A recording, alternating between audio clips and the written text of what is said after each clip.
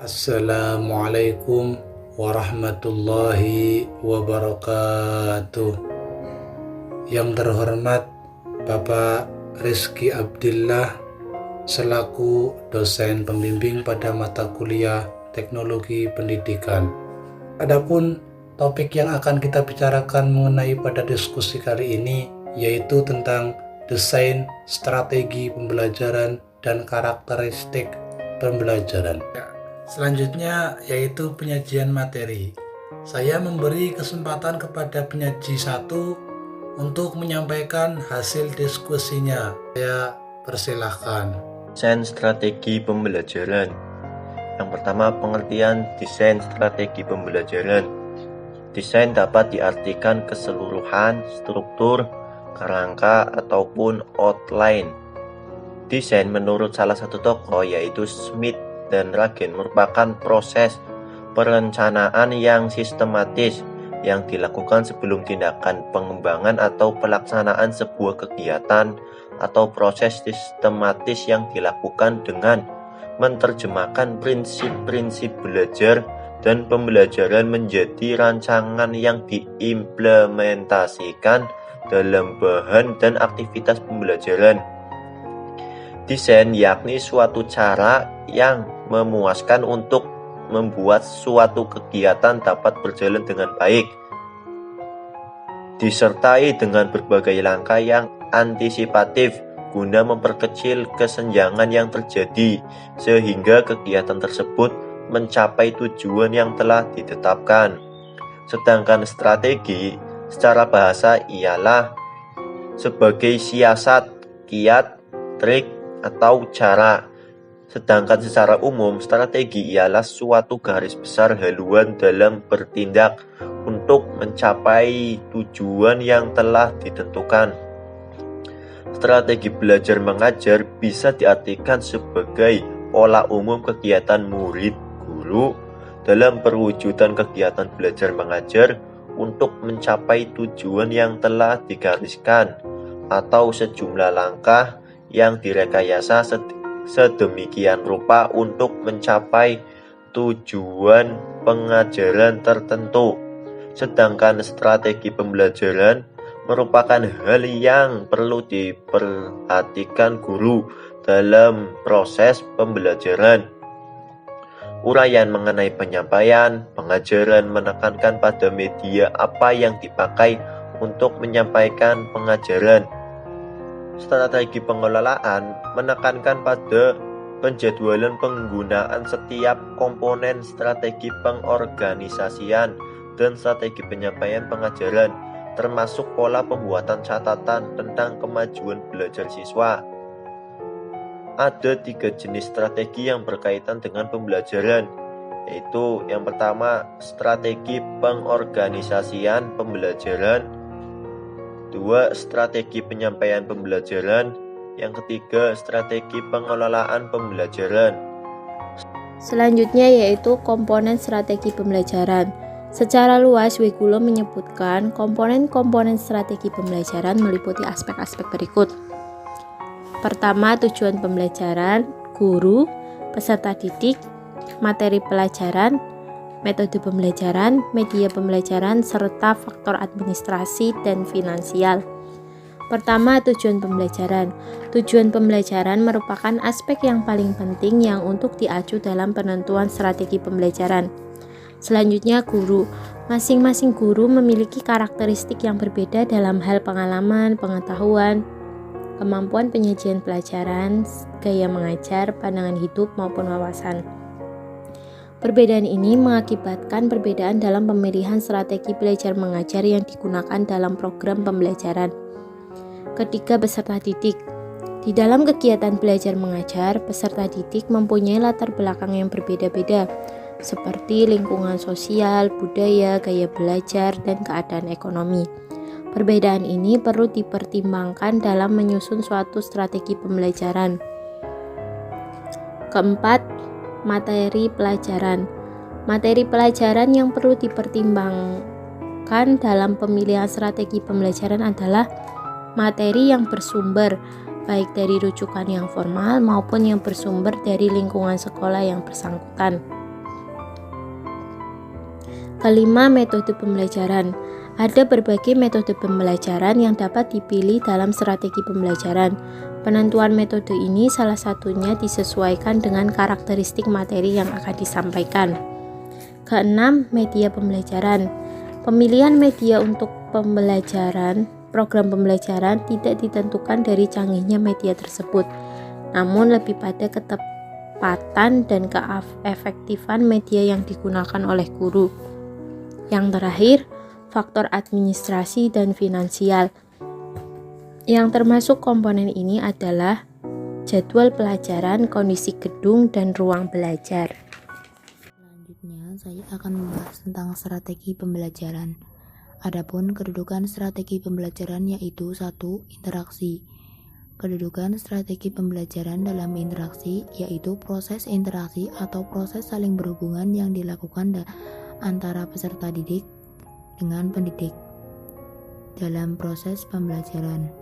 Yang kedua, pembelajaran. Pembelajaran merupakan serangkaian aktivitas yang sengaja diciptakan untuk memudahkan terjadinya proses belajar. Yang ketiga, materi. Strategi pembelajaran merupakan suatu proses yang sangat terkait dengan penyampaian materi dengan tujuan untuk mencapai kompetensi. Dalam menentukan strategi pembelajaran perlu memperhatikan dua hal, yaitu 1. Jenis kompetensi, yang kedua jenis materi yang diajarkan. Yang keempat, hasil belajar.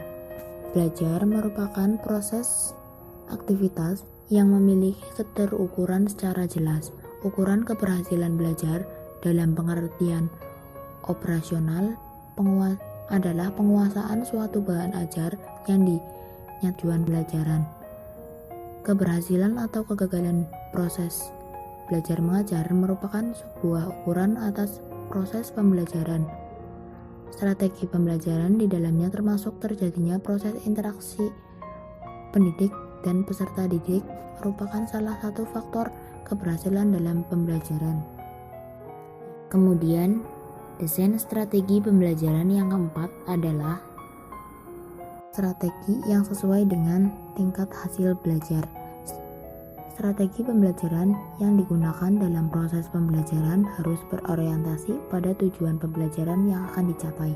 Selain itu, juga harus disesuaikan dengan jenis materi, karakter peserta didik, dan situasi atau kondisi di mana proses pembelajaran akan berlangsung. Strategi dapat diklasifikasikan menjadi 4. 1. Strategi pembelajaran langsung. 2. Strategi pembelajaran tidak langsung. 3. Strategi pembelajaran empiris. Dan keempat, strategi pembelajaran mandiri. Saya jelaskan satu persatu. Strategi pembelajaran langsung merupakan pembelajaran yang banyak diarahkan oleh guru. Strategi ini sangat efektif untuk menentukan informasi atau membangun keterampilan tahap-tahap demi tahap. Pembelajaran langsung biasanya bersifat deduktif. Kelebihan strategi ini adalah mudah untuk direncanakan dan digunakan. Sedangkan kelemahan utamanya dalam mengembangkan kemampuan-kemampuan atau proses-proses dan sikap yang dipergunakan untuk pemikiran kritis dan hubungan interpersonal serta belajar kelompok agar peserta didik dapat mengembangkan sikap dan pemikiran kritis.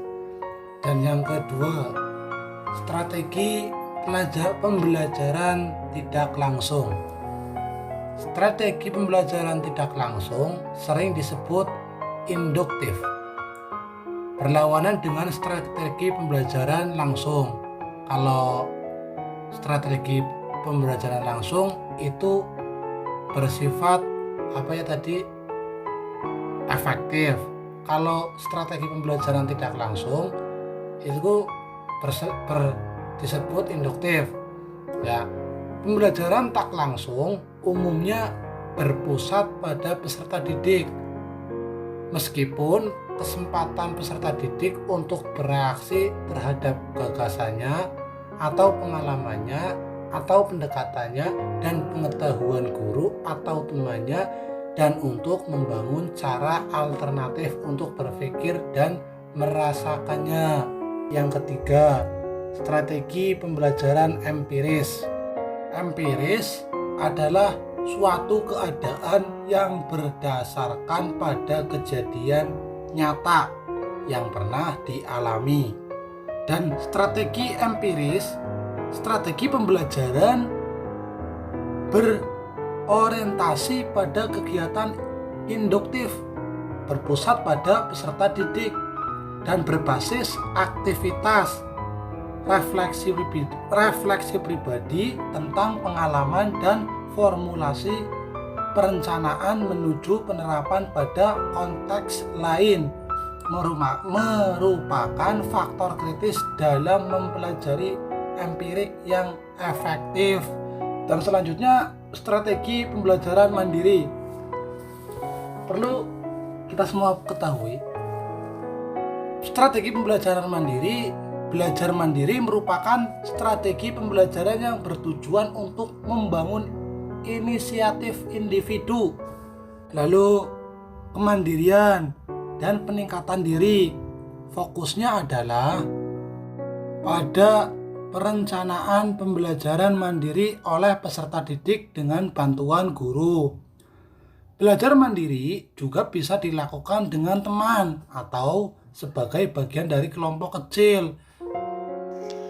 Pemaparan materi yang terakhir yaitu mengenai karakteristik pembelajar. Dari segi etimologis, karakteristik menurut KBBI yaitu ciri-ciri khusus atau sesuatu yang mempunyai sifat khas sesuai dengan perwatakan tertentu. Sedangkan pembelajar atau peserta didik adalah setiap manusia yang berusaha mengembangkan potensi diri melalui proses pembelajaran pada jalur pendidikan, baik pendidikan formal maupun non-formal, dan pada jenjang pendidikan serta jenis pendidikan tertentu. Karakteristik peserta didik yaitu aspek maupun latar belakang pengalaman peserta didik yang berpengaruh terhadap efektivitas proses belajarnya. Karakteristik ini mencangkup keadaan sosio-psikofisik peserta didik. Secara psikologis, yang perlu mendapat perhatian dari karakteristik peserta didik yaitu berkaitan dengan kemampuan atau ability, baik yang bersifat potensial maupun kecakapan nyata dan kepribadiannya seperti sikap, emosi, motivasi, serta aspek-aspek kepribadian lainnya.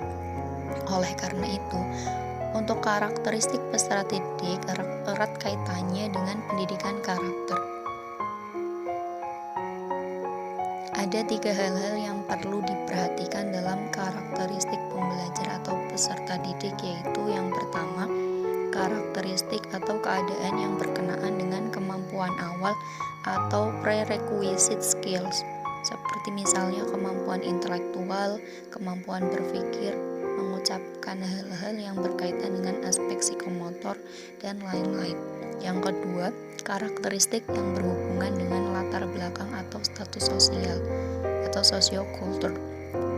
Yang ketiga yaitu karakteristik yang berkenaan dengan perbedaan-perbedaan kepribadian seperti sikap, perasaan, minat, dan lain-lain. Faktor-faktor yang mempengaruhi suatu proses belajar mengajar dalam diri peserta yang mana tadi disebutkan di dalam karakteristik antara lain ada kondisi fisik, latar belakang pengetahuan dan taraf pengetahuan, gaya belajar, usia, tingkat kematangan, ruang lingkup minat dan bakat, lingkungan sosial, ekonomi dan budaya, faktor emosional, faktor komunikasi, intelijensia, keselarasan atau attitude, prestasi belajar, motivasi, dan lain-lain. Dan selanjutnya yang berkenaan dengan motivasi belajar, ini bisa teman-teman baca di materi setelah faktor-faktor yang mempengaruhi proses belajar mengajar. Di situ ada 18 poin yang mana bisa dibaca sendiri. Terima kasih.